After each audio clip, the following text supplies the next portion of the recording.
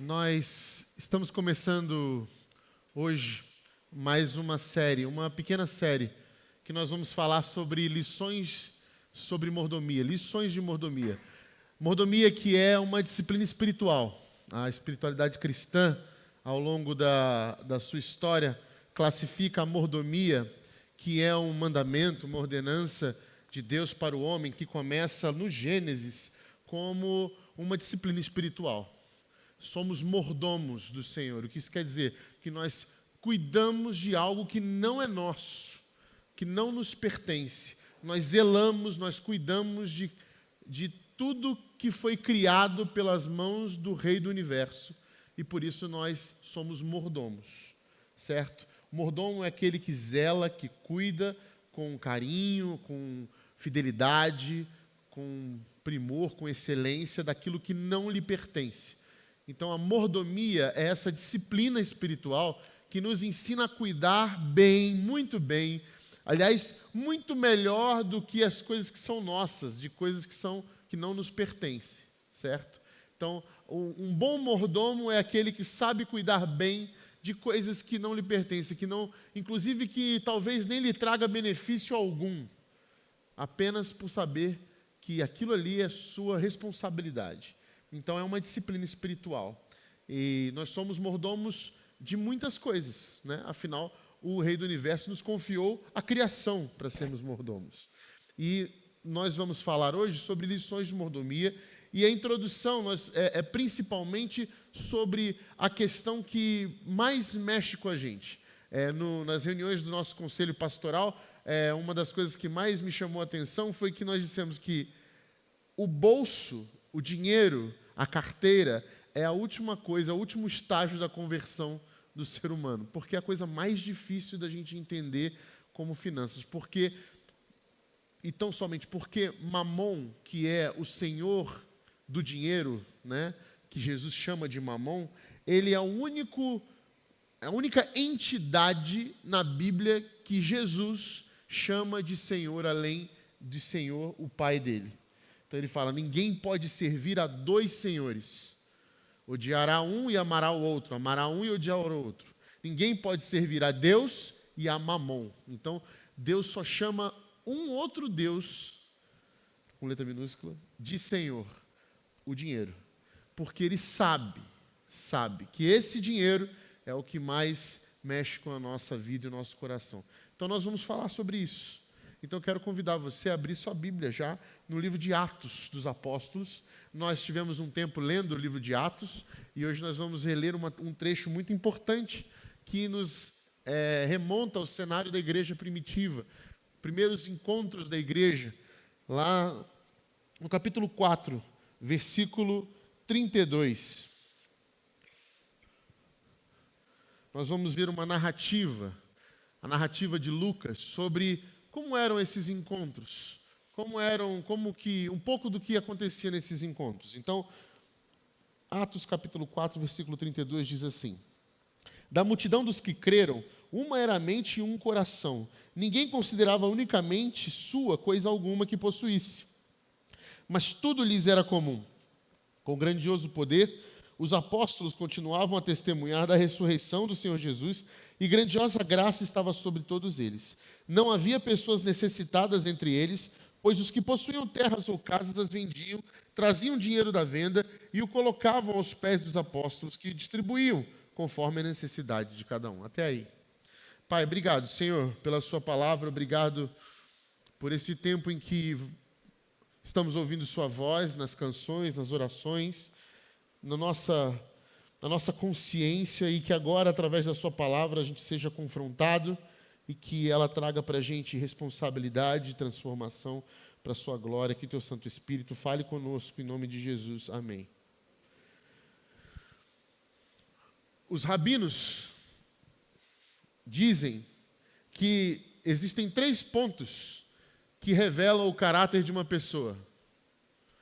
Eles falam que é a raiva, o copo e o bolso. A raiva, porque a raiva nos expõe. Quando nós chegamos no limite da nossa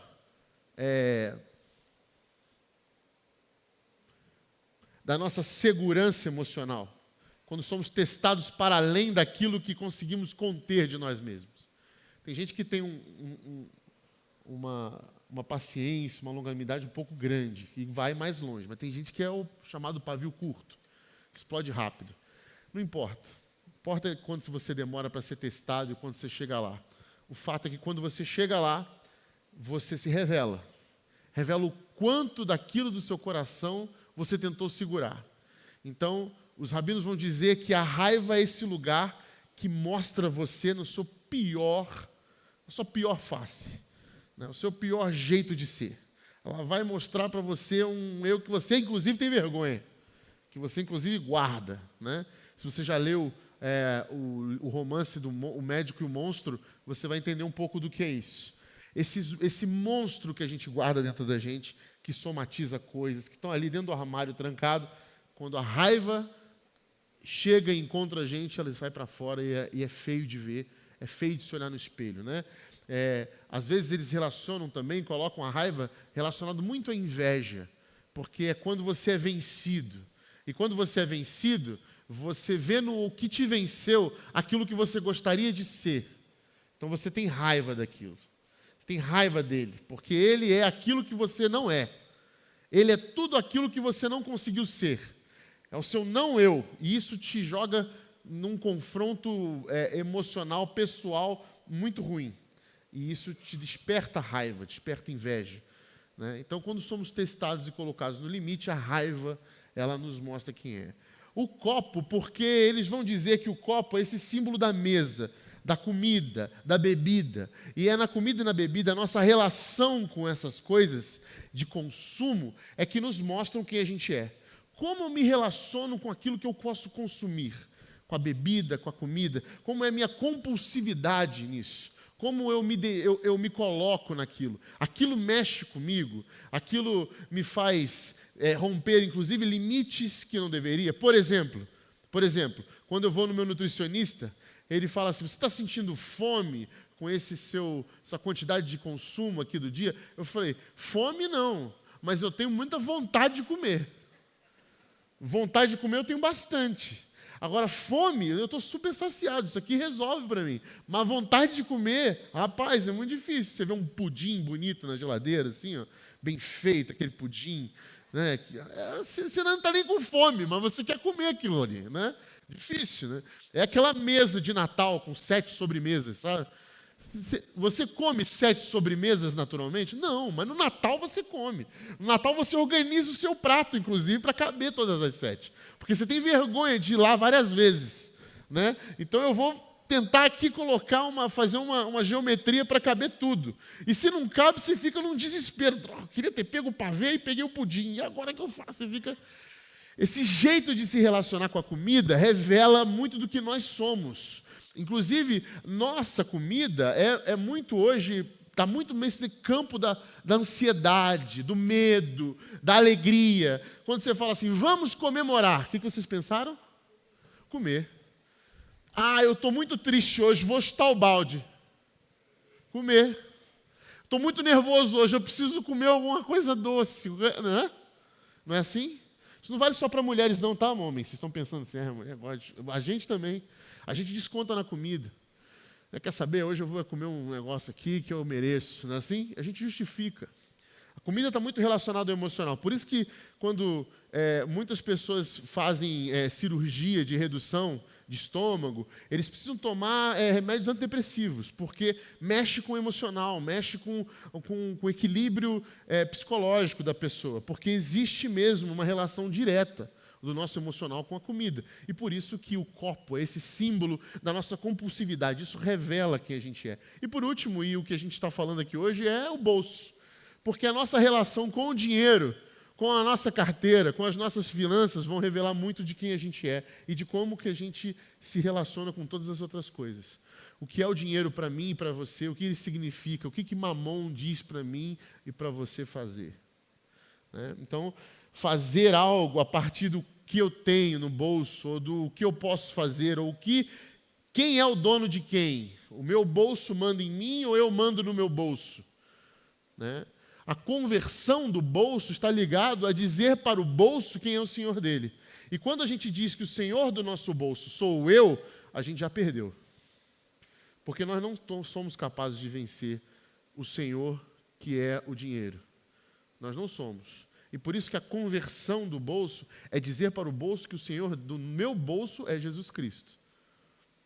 Porque aí, filho, aí eu tenho um senhor para combater esse senhor que é o dinheiro. Caso contrário, a gente vai viver refém disso. Vai viver refém disso.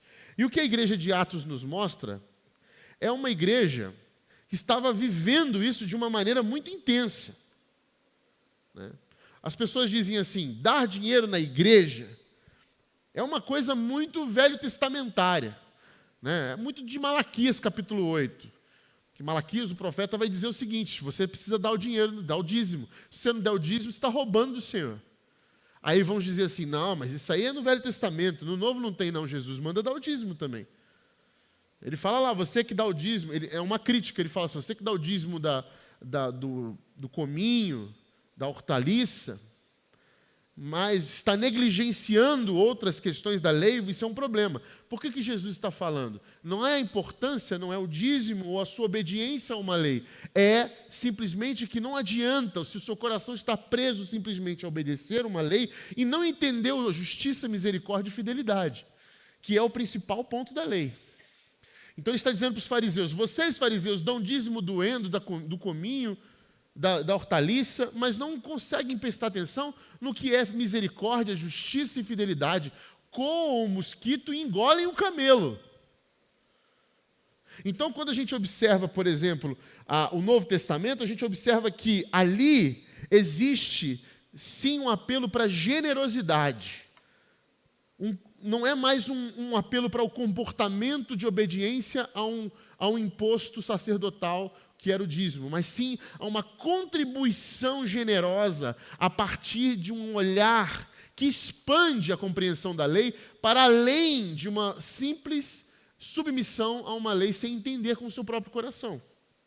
Quando os discípulos se convertem e começam a se reunir na igreja, eles estão vivendo isso intensamente. Eles não estão pensando mais nos 10% para sustentar um templo. Eles estão pensando assim, há necessitados entre nós, precisamos nos responsabilizar por isso. A comunidade precisa viver isso, precisa entender isso. Então, eu tenho mais, tenho sobrando. O que eu posso fazer então para dividir para que não haja necessitados? Havia esse entendimento tão profundo de pertencimento a uma comunidade que eles tinham essa iniciativa entre eles nas relações de um pelo outro. Eu preciso partilhar. Diz o texto que a gente leu, eles não consideravam sua coisa alguma. As minhas posses, o que eu tenho na minha geladeira, os meus terrenos, a minha casa, nada é meu, é nosso, nós vamos partilhar. Vamos colocar cada um deles. E por isso não havia necessitados. Onde está essa unidade? Onde foi parar essa generosidade espontânea? Onde está sendo? Onde foi parar esse senso profundo de pertencimento de uma comunidade? Isso não é uma pergunta crítica. É uma pergunta de consciência espiritual. Não é uma pergunta para entender que aquela narrativa de Atos tem que se transpor aqui para a gente ser igual àquela igreja. Não tem como ser mais. Não vai ser. Estamos em outro tempo, em outra geografia, em outro momento. Esse texto de Atos não é um texto normativo. Ele é um texto narrativo. Ele conta uma história e essa história nos confronta. Nos confronta por conta dessa generosidade que há no movimento espiritual dos discípulos de Jesus. Há um comportamento aqui sendo narrado que é um comportamento que pertence aos discípulos, próprio dos discípulos, em virtude dessa generosidade. Então isso nos confronta, isso nos leva a refletir sobre o Deus do nosso bolso. Quem é o Deus do nosso bolso? Quem é o Deus das nossas propriedades? Ou daquilo que consideramos nosso? Por que o mesmo Espírito continua atuando e os resultados parecem ser tão diferentes? Por que vivemos uma questão tão difícil hoje nas nossas igrejas de contribuição e de partilha de recursos financeiros? Por que hoje dar dinheiro na igreja se tornou algo tão complicado para se entender? Não só entre a nova geração, entre os mais velhos também. É uma crise geral. Uma crise geral gerada por uma lógica que está afetando diretamente essa cultura do reino de partilha e de contribuição generosa. Bom, o retrato da igreja de Atos nos mostra o quê? Um só coração. Havia só um coração, um só espírito. Uma nova relação com os bens, poder espiritual, graça abundante, ausência de necessitados. Isso não era um ideal utópico, era uma realidade concreta que eles estavam vivendo. Então, a pergunta central é o que mudou? Porque o Evangelho não mudou. O Espírito Santo não mudou. Jesus não mudou. Então, o que mudou? Mudou, nós mudamos. O mundo mudou. A lógica que rege este mundo mudou.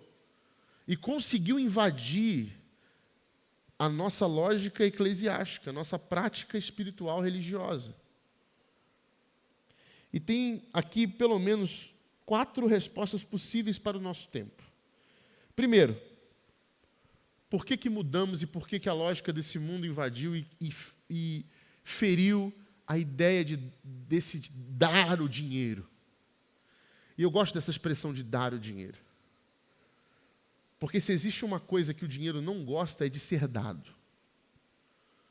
Se você quer vencer, ou atingir, ou ferir o Deus dinheiro, você precisa dar.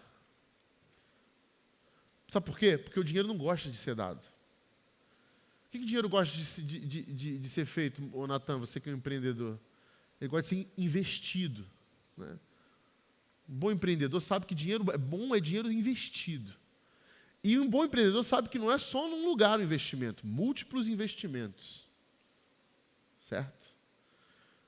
Investimento não é dar dinheiro. Investimento é colocar o dinheiro em algo que, com certeza, lhe trará algum retorno maior do que aquilo que você colocou. Uma barganha, veja. Deus, dinheiro, ele é esperto. Ele não gosta de... Dinheiro não gosta de ficar parado. Dinheiro não gosta de ser doado. Ele gosta de ser multiplicado. Porque quanto mais multiplicado ele é, mais escravizado você fica. E por que o dinheiro ele não gosta de ser dado? Porque você vai dar dinheiro, você está doido, você vai dar dinheiro? Você está maluco? Para que você vai dar dinheiro? Você está achando dinheiro em árvore? Não é essa frase que a gente aprendeu? Achou dinheiro? Dinheiro não é capim, você já ouviu esses ditados? É a lógica que move o nosso mundo. Dar dinheiro é dizer para ele assim, eu mando em você, não você que manda em mim. Então eu digo para você que eu não preciso de você. Dá medo essa frase, né? Dá medo. Eu não preciso de você, dinheiro. Por que dá medo? Porque a gente já tem o Deus do dinheiro aqui, ó, bem forte no nosso peito.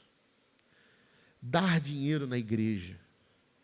Por que dar dinheiro na igreja é algo que se tornou e tem se tornado algo confuso, complexo, de entendimento estranho?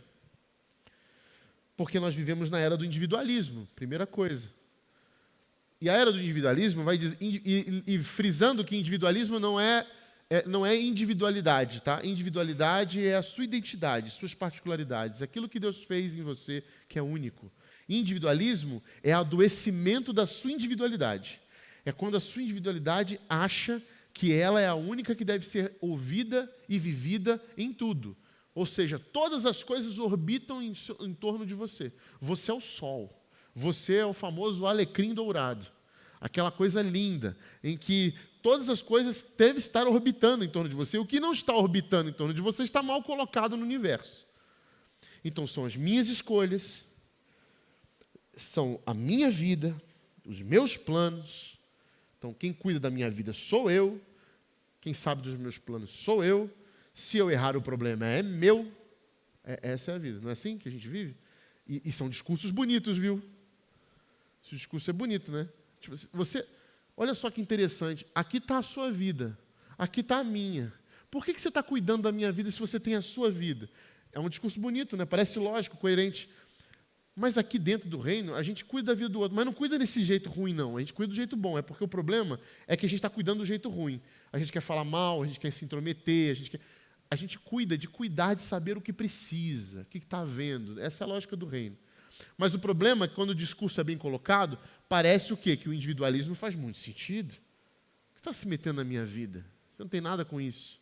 Não, eu tenho sim com isso. Porque você é meu irmão, você é minha irmã. O que você está fazendo? O que você está fazendo da sua vida? Você está se acabando. Eu preciso te ajudar. Eu vou com você até onde precisa. É uma lógica diferente. Mas o individualismo preza por esse ambiente que é seu. Né? A cultura nos discipula diariamente. E o resultado é o quê? Uma fé privatizada. Você que não gosta de privatizações, a fé está sendo privatizada. E a fé privatizada é uma fé bem perigosa. A fé privatizada é uma fé particular. A fé do reino de Deus é uma fé comunitária. Não existe fé privatizada. Jesus não ora assim: meu Pai que está nos céus, me dê o meu pão de cada dia. Perdoa a minha ofensa. A ofensa do outro. Eu não quero nem saber. Né? O Cremilson que se lasque com as ofensas dele. Eu não tenho nada com isso. Né? Eu estou pedindo perdão para mim. Senhor, se você puder perdoar a minha, está ótimo. Ó, sossegado. Jesus não ora assim. Jesus ensina a gente a orar como? Pai nosso que estás no céu. E ele não manda orar o Pai Nosso dentro do na congregação. Ele manda orar dentro do quarto. Ou seja, quando eu estou sozinho falando com Deus, ele fala, Pai Nosso. O que é isso? É esquizofrenia? Tem mais gente aqui junto com a gente? Não. É porque nós somos uma comunidade. Nós oramos pela nossa comunidade. Nós somos um povo plural, uma unidade plural. Ou seja, nós somos essa imagem de Deus. E essa imagem de Deus é uma imagem plural. É um Pai que é Filho, que é Espírito, que é Pai, 3 em 1, que é uma unidade plural. Nós somos essa imagem, unidade plural, indivíduos pluralizados em comunidade quando convertidos. Então o Pai é nosso, o pão é nosso, a fé não é privada, a fé é coletiva. E por que ela é coletiva? Porque ela precisa dessa exortação.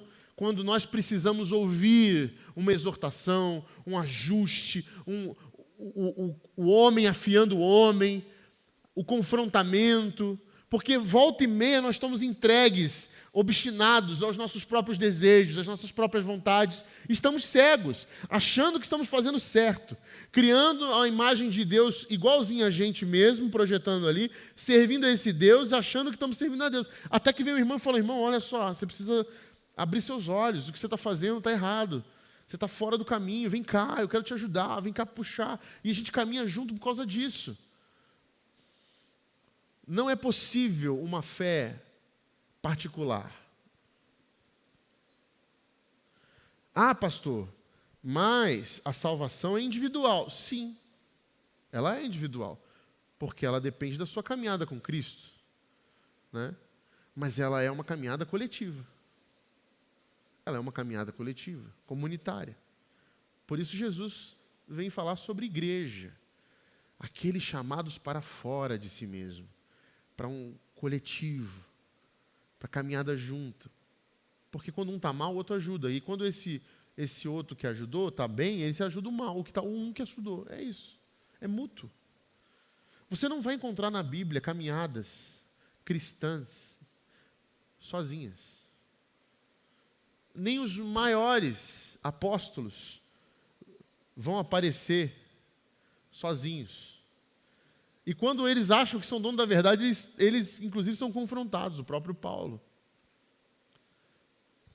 Então, a comunidade se enfraquece com a fé privatizada. Se eu não tenho comunidade, se a minha fé é única e particular, eu não tenho comunidade.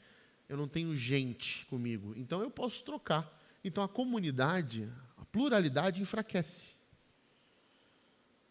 Atos. Ninguém considerava exclusivamente nenhuma coisa sua. Segunda coisa, o consumo moldou a nossa espiritualidade. Hoje, muitas vezes a gente escolhe igreja como a gente escolhe serviço. A gente vai para a igreja e pensa assim, o que esta igreja está me oferecendo de bom para que eu continue aqui? Nós temos nossas carências. Nós temos as nossas carências. E chegamos com elas, e onde a gente vai, ela vai também. E, obviamente, a comunidade, ela vai, de alguma forma, suprir carências também. Mas é algo mútuo. E, ao mesmo tempo em que eu chego para a comunidade para servir, e sou servido. A lógica do reino é, eu vou para uma comunidade para colocar à disposição os meus dons e talentos. Eu vou servir aquela comunidade. Na caminhada de serviço, eu percebo minhas carências e sou servido. Entenderam a mutualidade? Há uma caminhada mútua ali. Não é que eu vou para lá porque, eu amei essa igreja, tem ar-condicionado, olha a cadeira, gostei das cores. Esse contraste com a madeira é fantástico. Não sei quem projetou, mas é lindo. Amei que tem vaga no estacionamento. Nossa, tem um flanelinha que fica lá ajudando, ó. Ajuda a parar, eu tenho dificuldade, ele me ajuda. Olha, que conforto. Chego, sabe? É quase que um blog. Arrume-se comigo para ir para a church. Não é? Hoje é assim. Aí você se veste, aí você vai, aí olha, a minha igreja, estacionamento, tem uma bandeira bonita, tem um nome legal, um nome em inglês, geralmente, a desgraça do inglês, né? É um nome que, na verdade, o nome tem duas coisas. É em inglês, mas termina em português. Não vou entender isso, tá, gente? Desculpa, eu não entendo isso. Quer botar em inglês? Põe em inglês. Não precisa ser... Mas não faz essa junção, né? We are reino. Gente, por favor, né? Então, ó, põe lá, reino. Acabou, tá bom, não tem problema. Tá? Aí vai, aí mostra, olha, esse aqui é o hall. Aí tem, olha que linda, meu prédio. Olha, essa é minha igreja. A igreja da pessoa é um prédio, é um estacionamento, é uma cafeteria, é uma livraria. Eu não sou nada contra ter nada disso na igreja. Que bom, tomara que a gente tenha. Mas quando a sua percepção de igreja é isso, você está entrando num shopping. Você está relacionado com o shopping. Você não está preocupado no que você pode servir aquelas pessoas, que elas que são a igreja. Quem são as pessoas que vão a essa igreja? Que ministérios eu posso servir? O que eu posso ser útil ali? Com o que posso servir naquele lugar? Se não nos momentos de liturgia eclesiástica, nos momentos à parte, nos pequenos grupos, durante a semana. Que network de missão eu posso entender aqui? Que tipo de missionalidade eu desenvolvo a partir dos contatos e dos laços e relações que eu faço dentro da igreja? Qual é o meu trabalho de manifestar a presença do reino de Deus nessa igreja, para que ela seja edificada e para que ela abençoe mais pessoas? Faz sentido o que eu estou falando?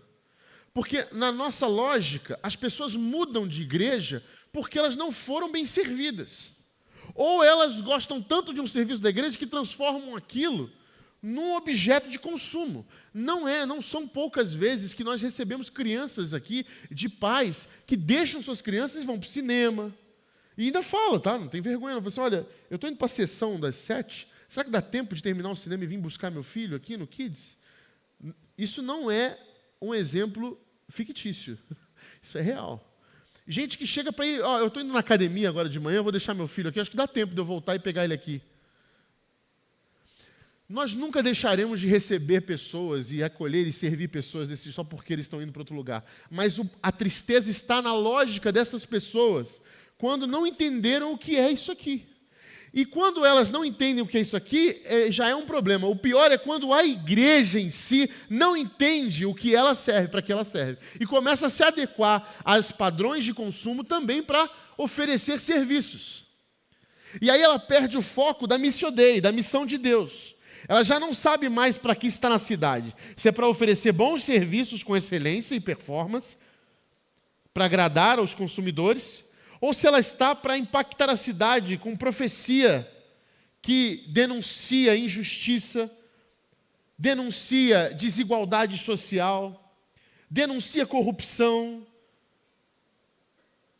que devolve dignidade a pessoas que perderam por causa de um sistema corrupto, por causa de uma lógica de consumo ruim.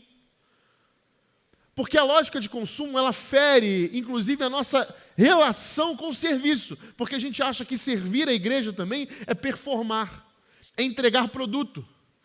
E não a singela missão do reino de Deus de cuidar de pessoas, de amar pessoas, de acolher pessoas em vulnerabilidade emocional, social.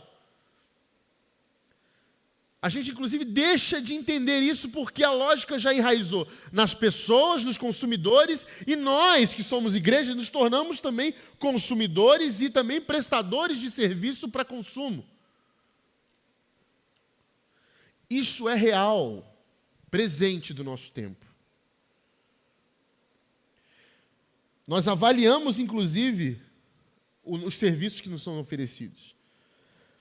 Pensamos como consumidores, não como corpo. A igreja deixa de ser família e passa a ser, em muitos casos, um lugar que nós frequentamos. E aí, meus irmãos, começa um outro problema.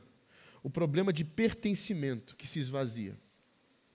Se eu tenho essa lógica de consumo, eu não pertenço também, agora eu só consumo. E sem pertencimento, eu não tenho responsabilidade. O seu problema, para mim, é problema seu. Então eu não contribuo, eu não faço parte, eu não entendo isso. Eu não consigo entender o que é dar dinheiro na igreja, se não para investimento, porque tem esses caras que dão dinheiro na igreja para investimento, que é o doador de temporada.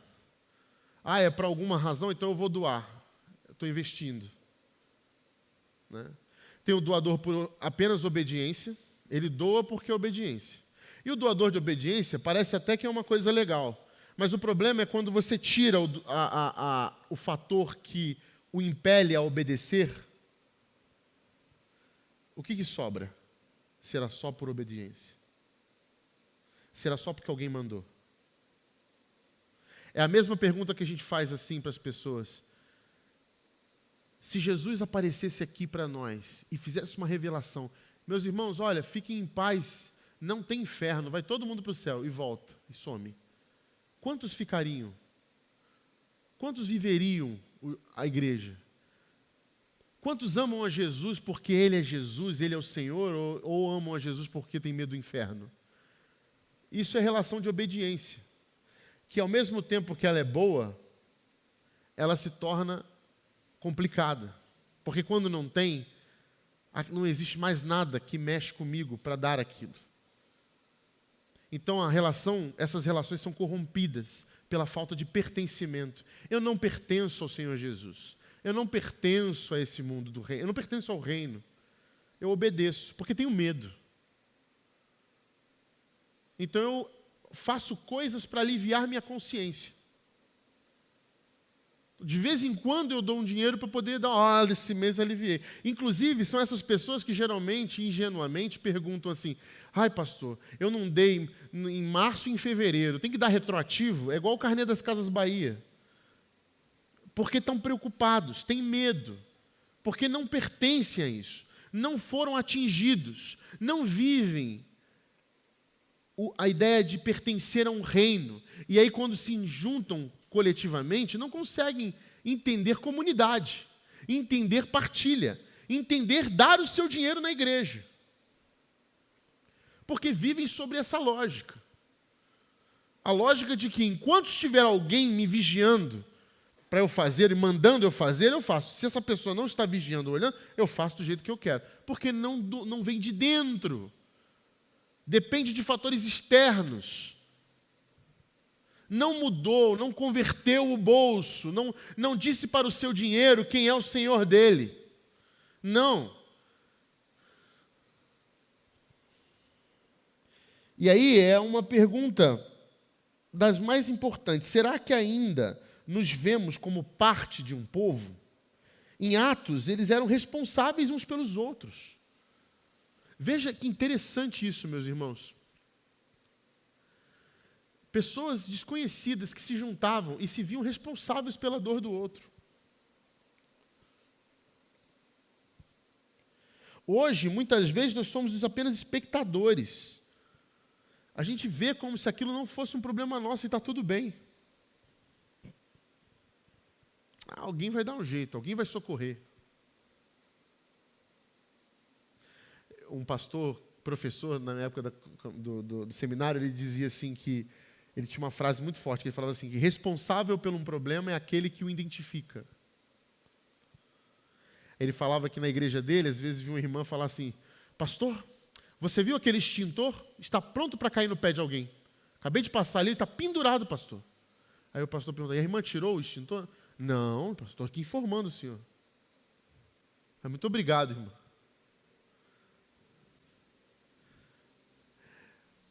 É a ideia de que você está esperando que alguém faça por você. Você não pertence àquilo. A pessoa até vê e acha que informar um problema é um jeito de estar zelando por aquilo. Mas ela está tão na cabeça de... olha como eu sou uma pessoa grata. Sabe? Pessoa de gratidão. Ela espera alguém fazer para você poder agradecer. É isso. Ela está aqui, esperando você fazer para poder dizer muito obrigado. Mas eu não posso fazer, eu não posso mexer, eu não posso agir, eu não posso tornar aquilo melhor, eu não posso me voluntariar para ser alguém para a resposta para aquele problema. Eu não sinto no meu coração algo me mexendo para resolver aquilo. Porque o que mais tem em testemunhos do meio do pastoral, quando a gente se encontra, é as pessoas falando assim, olha, a responsabilidade é do pastor. Eu até dou o meu dízimo, mas o pastor tem que fazer a parte dele. Isso também é lógica de consumo. Eu não aprendi a dar dinheiro na igreja, eu aprendi a pagar uma mensalidade de um clube, em que há um diretório e uma rede de funcionários que fazem o meu serviço por mim. E eu sou muito grato a isso. E quando eu chego na igreja e eu vejo que talvez tenha um ar-condicionado que não está funcionando, eu falo assim, olha, que absurdo, o ar-condicionado não está funcionando, para que eu pago meu dízimo, né? E não pergunta, e não se coloca, o que acontece, o que a gente pode fazer? Dá para a gente resolver isso? Como que a gente resolve isso? Como que a gente resolve o irmão que está lá, teve a enchente, afetou a casa dele? Como que a gente resolve o irmão, a irmã que está precisando de ajuda em casa porque perdeu o emprego e ela é mãe solo e precisa de ajuda porque não vai ter o que comer? Como que a gente resolve fulano de tal que o marido, que era o arrimo de família, está doente, não tem seguro e precisa de ajuda? Como que a gente resolve problemas sociais graves que estão dentro da nossa casa, da nossa comunidade e são responsabilidade nossa? Porque a relação comunitária é uma relação mútua sempre. Um dia eu sirvo, no outro eu serei servido. Mas nós servimos porque nós sabemos o que nos moveu para cá para dentro. Quem nos resgatou, quem nos saciou as nossas necessidades. E aí eu já não tenho expectativas de que o outro seja responsável por elas. Porque em Cristo eu encontrei o meu sustento, a minha saciabilidade. Embora eu tenha carências, em Cristo estou satisfeito e sei que Cristo sabe delas. E que se Cristo quiser, em algum momento, Ele vai proporcionar isso para mim em comunidade. Essa é uma relação, uma lógica que vem de dentro. E aí você entende o que é dar dinheiro. Você não dá mais dinheiro porque você acha que aquilo ali é uma obrigação, simplesmente da lei, ou um investimento, ou uma visão. Você é um cara visionário. Você dá dinheiro porque você acredita que há algo mais profundo em pertencer a um lugar em que pessoas se ajudam, partilham. E essa lógica acontece porque você acredita nisso. 2 Coríntios capítulo 9.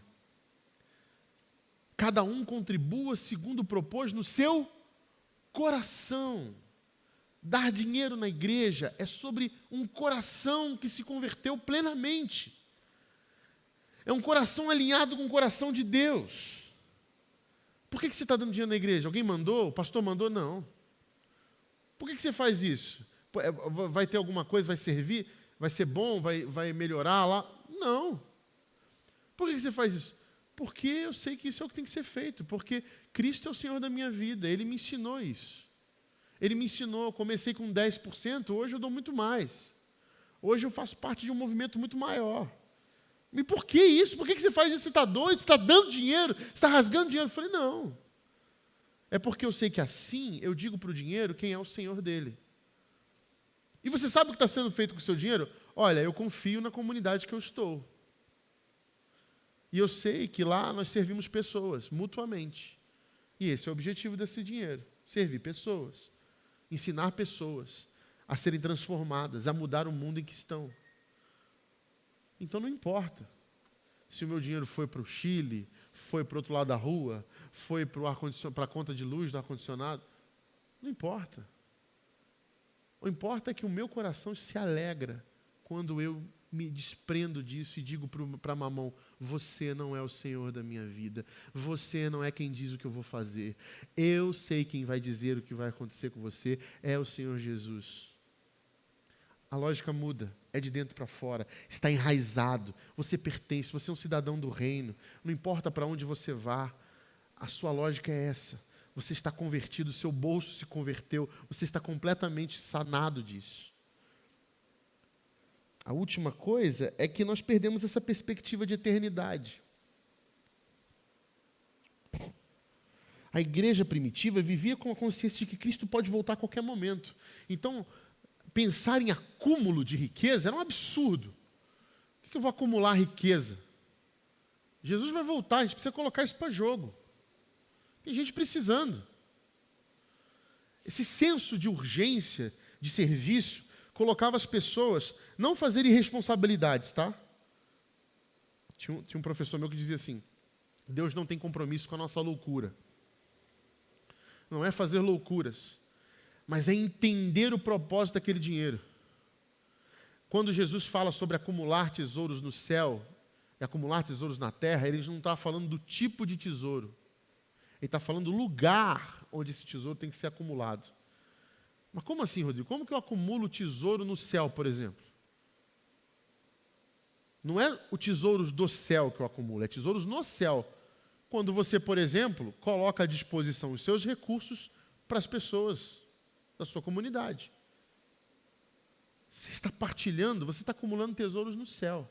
Agora, quando você acha que aquilo que você tem é fruto do seu trabalho e que pode estragar, não vou dar carona, porque aquela pessoa vem lá não sei de onde, da zona rural, aí vai botar o pé sujo aqui, vai sujar, vai estragar. Você já está acumulando tesouro na terra, onde a traça, a ferrugem e o ladrão roubam. Gente que tem tesouro na terra vive com medo do que seus recursos se acabem. Ele pode ser milionário, ele está sempre com medo do ladrão roubar, da traça comer. Ele não vai viver, ele vai ter uma vida horrível. É uma vida assim que só pensa, é o euzinho novamente ali, ó, só pensa no que pode ser visto. Inclusive os investimentos que ele faz, são sempre pensando assim, e aí o retorno? Como vai ser isso? É uma pessoa que vive cobrando, inclusive, como se o dinheiro dele dissesse para ele, ó, cobra lá, você me deu dinheiro para fazer isso, tem que cobrar. Você está entendendo? Ele continua recebendo ordem de mamon. Ele não deixou de receber ordem de mamon. Ele pode estar até dentro de uma igreja, mas ele está vivendo como sob ordem de mamon. Ele não aprendeu a se desprender. Ele não acumula tesouro no céu, ele está acumulando tesouro na terra. O carro dele, a casa dele serve para ele. E pensa para ele, porque ele vive com medo daquilo ali acabar. Não, tem que tomar cuidado, não é bem assim. Olha, ó, tem medo, entendeu? É medo, o medo cerceia ele. O tesouro no céu, falou assim, ó, se roubar, Deus me deu, Deus levou, eu tenho depois demais. O meu pai é o Senhor do ouro e da prata. Vamos nessa. E aí a gente entende que esse povo aqui de Atos não era um povo maluco, era um povo que estava vivendo o que o Espírito dizia e soprava para eles. Vocês têm muita terra, partilha, porque tem gente que não tem nada e precisa, e eles partilhavam. A volta de Cristo ainda influencia a nossa forma de viver, por exemplo, prioridades, recursos, decisões sobre os recursos. A volta de Cristo tem influência nisso? Eu, como cidadão do reino, que pertence a um reino, entendo como os meus recursos servem isso como prioridade? Ou isso sempre é o que sobra, o que falta? Eu sempre vivo com muita gratidão. Eu já falei desse povo da gratidão. Ele é um povo, até um povo legal, porque é difícil você falar muito obrigado hoje em dia. Mas o problema da gratidão, de viver sob a égide também da gratidão, é um problema que você navega bem em águas tranquilas, quando sobra. Mas quando o negócio é escasso, quando falta, quando está difícil, a prioridade muda rapidinho. É difícil. É difícil ser grato quando falta. É difícil ser grato quando não tem resposta. Então, o que resolve, Rodrigo? Se gratidão, se obediência, se investimento, se visão não funciona, o que sobra? Sobra um coração. Por quê? Nenhuma dessas coisas que eu falei é apenas comportamental, é espiritual. Atos 4 não mostra um povo disciplinado apenas, mostra um povo profundamente impactado pelo Evangelho. O que Atos 4 nos chama a recuperar, meus irmãos? Um coração generoso, um coração alinhado com o coração de Deus. Cada um contribua conforme o Senhor colocou no seu coração. Cada um contribua segundo o seu coração. E o Senhor se alegra sobre isso. O Senhor dirá para ele o quanto isso é importante. O Senhor irá colocar para ele as virtudes dessa entrega. Uma nova identidade. Não somos consumidores, somos família. Mas a gente consome, mas a prioridade no reino aqui não é o consumo, é a família. É família. Então, família, a gente cuida um do outro. Uma nova relação com os recursos. Nós não somos donos do nosso dinheiro, da nossa conta, da nossa casa, do nosso carro. Nós somos o quê? Mordomos. Tudo o que nós temos não é nosso. Não considero minha coisa alguma. Uma nova urgência espiritual, a gente vive à luz da eternidade. Onde o individualismo moldou a nossa fé. Você vive para si mesmo ou como parte do corpo? Você se relaciona com a igreja como família, ou como família ou serviço, ou seus recursos refletem o reino, ou apenas a sua segurança pessoal? A volta de Cristo influencia suas decisões hoje? Atos 4, meus irmãos, não é um texto para idealizar, é um texto para confrontar. Não é sobre voltar a um modelo, é sobre recuperar um coração de adorador, de adoração. Entrega do dízimo, da oferta, é adoração. É adoração ao Senhor. Quando a gente entende isso, não importa se está cheio de gratidão, de obediência, de investimento, de visão, pode ter tudo isso junto, mas se a entrega do dinheiro, dar dinheiro na igreja se torna uma adoração, nosso coração está segundo o coração de Deus, está alinhado. E isso a gente faz porque a gente ama. Porque a gente ama. A gente não faz porque alguém mandou, a gente não faz porque o gafanhoto vai roubar, a gente não faz porque o pastor vai tirar a bênção, vai cair maldições sobre a sua vida, ou porque o mês não vai fechar, ou porque a conta não vai bater, ou porque agora eu preciso receber o recurso. Né? Porque às vezes você dá o dinheiro, aí como que alguém obedece e fala assim, eu fiz a minha parte, dei o meu dízimo, agora faz a sua, é quase isso. Não, a gente não vive mais nessa lógica. A gente dá dinheiro porque a gente ama. E quem ama é incondicional. A gente entendeu que fazer isso é uma pedagogia para um tempo em que Mamon manda e reina. O Deus desse século, Mamon, o Deus dos séculos, desde que a gente entende por humanidade, Mamon, ele mexe com as nossas posses, com o nosso dinheiro, com a nossa vida, com os nossos recursos. E ele usa isso sorrateiramente para influenciar o seu pertencimento, a sua lógica de família comunitária. Um coração grato é um coração contente, é um coração generoso, é um coração que adora a Deus. Quando Paulo escreve a Coríntios e fala isso, ele está ensinando, é possível dar o dízimo e observar toda a lei com graça, através da misericórdia, da fidelidade e tudo mais. Como a gente faz isso? Segundo seu coração. Um coração alinhado com Deus. E Deus se alegra disso. Não adianta você dar por todas as outras razões e o seu coração está triste, está emburrado, está ferido porque está dando. Não. Deus não quer isso. Que adianta? né? No Velho Testamento, o próprio Deus vira e fala assim: me agradam com ofertas, mas Deus não quer sacrifícios. Deus não busca sacrifícios. Deus busca um coração quebrantado e contrito. Um coração quebrantado e contrito é um coração que entrega tudo, que se incomoda com tudo, porque não posso viver sem isso, porque isso é uma pedagogia que faz parte. Então eu não dou dinheiro na igreja porque alguém me compeliu a fazer isso, porque eu sou oprimido a fazer isso, porque há uma exploração. Eu dou porque eu entendi quem é o Senhor da minha vida, e o Senhor da minha vida fala que eu não preciso disso para viver. Eu não preciso.